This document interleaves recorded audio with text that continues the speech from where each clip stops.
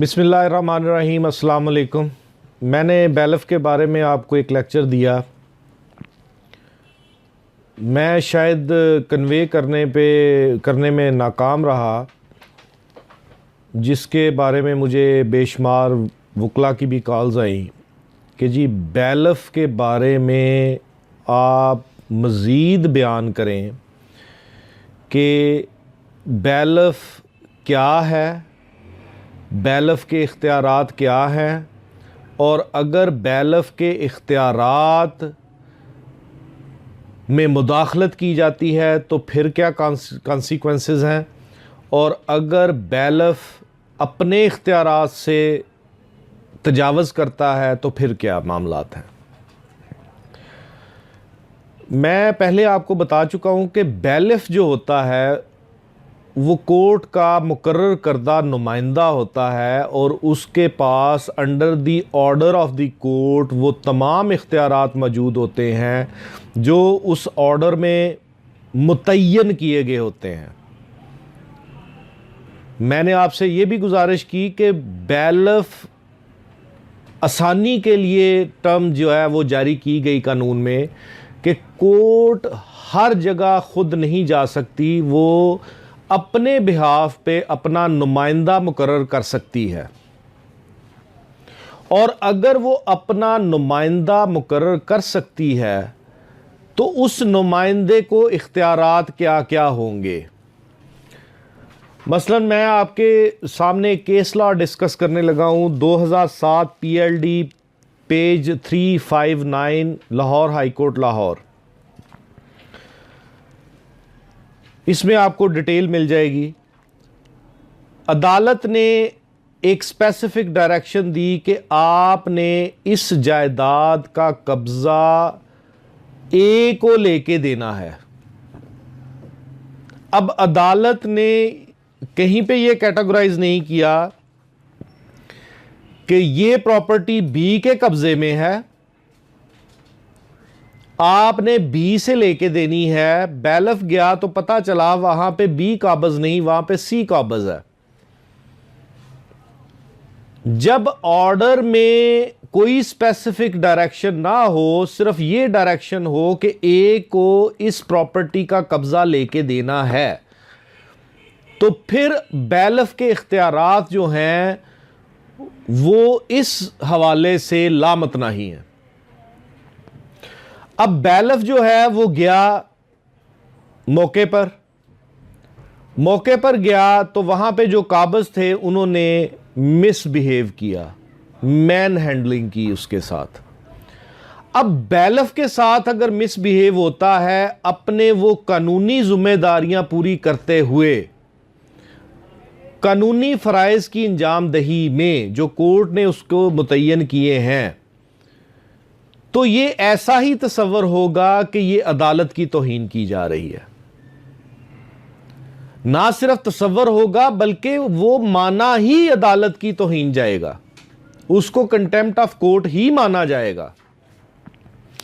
ये 2-3 जजमेंट्स, एक जजमेंट आपको मैंने लिखवा दी, उसके बाद मैं आपको 2001 PCRLJ page 1833 Lahore high court Lahore, ये भी एक जजमेंट है।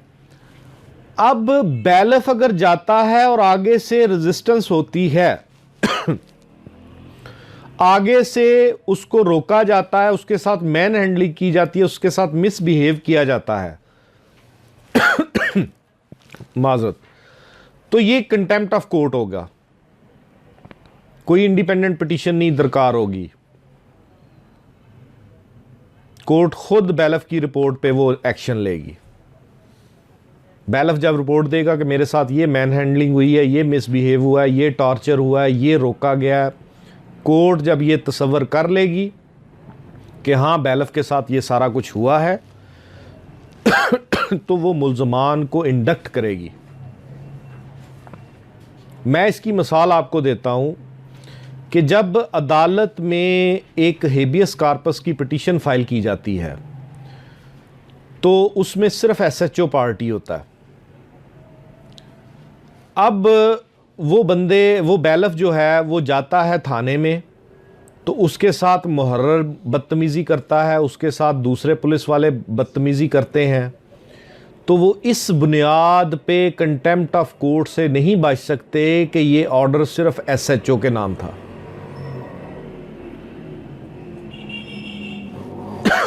इस बुनियाद पे नहीं वो कर सकते। ये तो ऐसे ही है कि एक केस टेकअप किया गया अदालत में और एक नॉन एंटिटी जिसका उस केस के साथ तल्लक वास्ता नहीं है, वो उठता है और उठ के जज को बुरा भला कहना शुरू कर देता है। तो बाद में वो ये प्ली ले कि जनाब जिस केस को टेकअप किया हुआ था, जिस केस के बारे में मैं तो उसमें पार्टी नहीं था। ऐसा नहीं होता। कंटेम्प्ट ऑफ कोर्ट जो भी अदालत के साथ मिसबिहेव करेगा, जो भी अदालत के साथ लिमिट्स को क्रॉस करेगा, उस पे लगेगी। बैलफ अदालती नुमाइंदा है और अदालती नुमाइंदा होने की बुनियाद पे उसके साथ जो मिसबिहेव करेगा वो अल्टीमेटली अदालत के साथ मिसबिहेव करेगा। अब इसमें कितना स्ट्रिक्ट व्यू लिया है अदालतों ने कि अगर कल्प्रिट, अगर अक्यूज पर्सन अपनी अनकंडीशनल अपॉलॉजी टेंडर कर देता है कि जनाब मैं गैर मशरूत माफ़ी मांगता हूं, मुझसे गलती हो गई,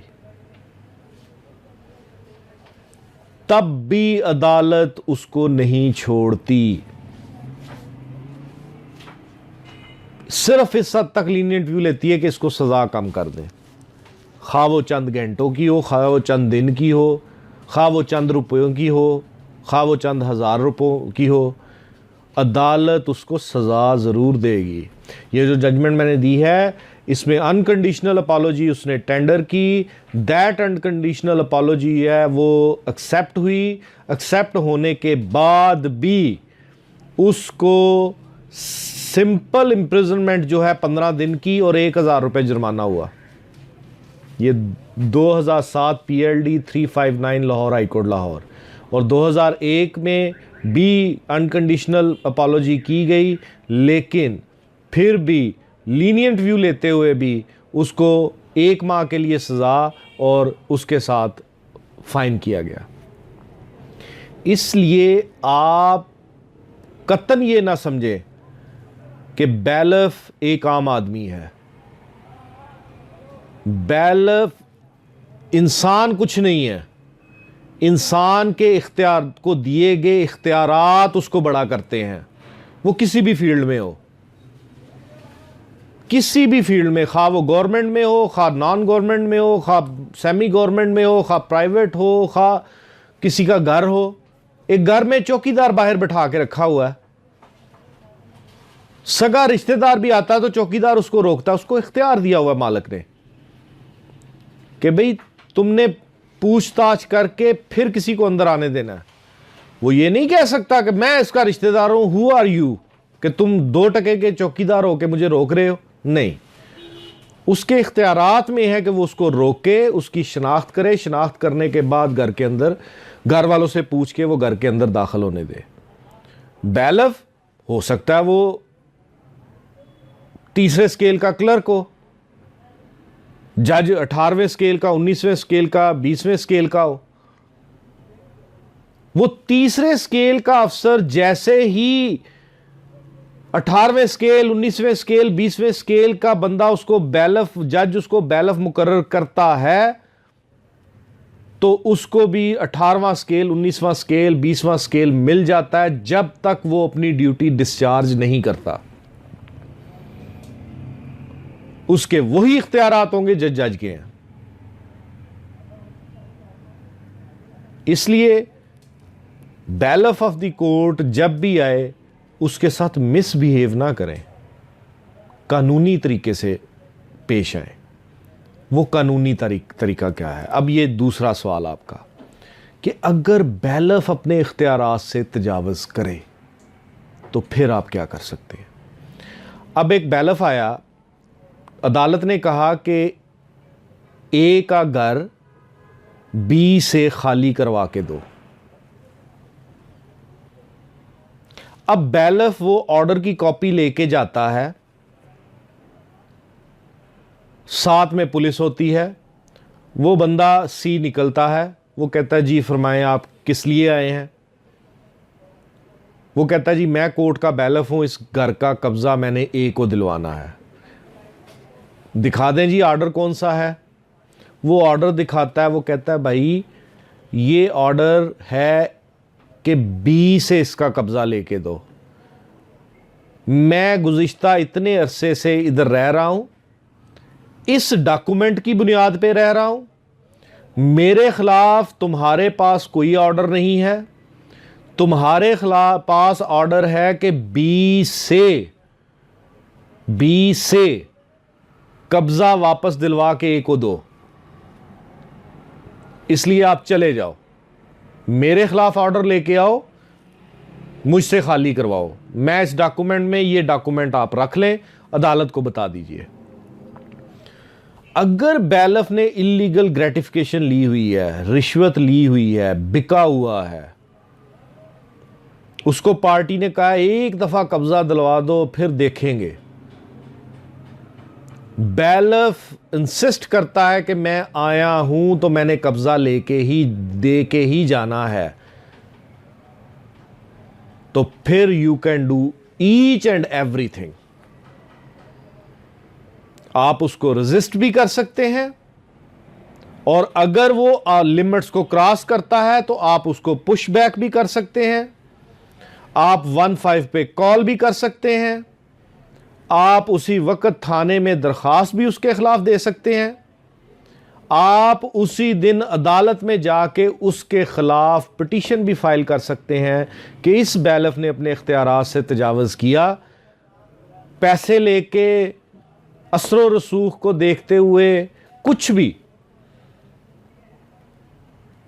इसने दिए गए ऑर्डर की तामील नहीं की, इससे बाहर निकल गया, तो उस बैलफ के खिलाफ कार्रवाई करेगी अदालत कि भाई मैंने बतौर कोर्ट तुम्हें अपना नुमाइंदा मुकर्रर किया, मैंने तुम्हें ये स्पेसिफिक डायरेक्शन के साथ ये इख्तियारात दिए, तुमने इन इख्तियारात से तजावज़ किया, वो बाकायदा उसके खिलाफ कार्रवाई होगी, वो किसी भी नोयत की हो जाए। उम्मीद करता हूं कि बैलफ के बारे में ये सेकंड एपिसोड है मेरी, मैंने आपको मुकम्मल इंफॉर्मेशन दे दी है।